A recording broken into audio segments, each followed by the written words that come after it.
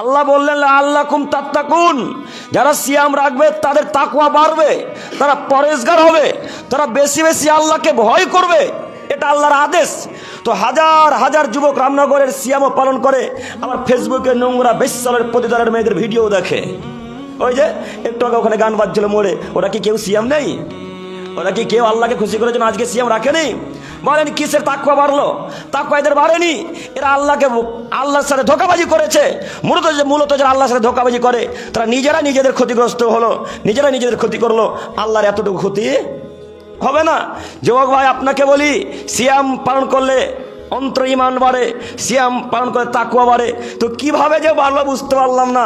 হাজার হাজার যুবক এখন পর্যন্ত গার্লফ্রেন্ডের সঙ্গে চ্যাটিং করে সিয়াম থাকা অবস্থায়।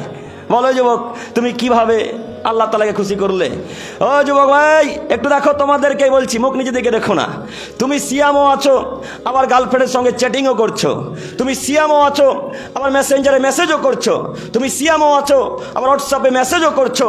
তোমার মতো কাপুরুষ, অযোগ্য 3 নম্বর শ্রেণীর ছাত্র যুবককে তোমাকে যদি আজকে মধ্যনগরের রামনগরের গোরস্থানে পুঁতে না দিতে পারে হাদিস কোরআন দিয়ে, তো জাতির সামনে কথা বলবো না।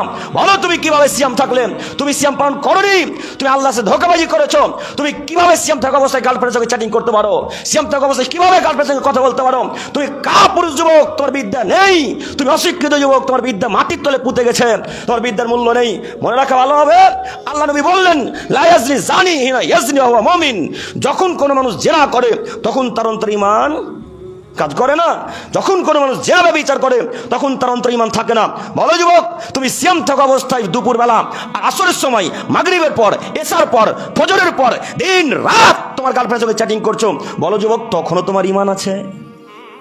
হ্যাঁ, তখনও তোমার ঈমান আছে? তখনও তুমি বলছো আমি তাহাজ্জুদ পড়ি?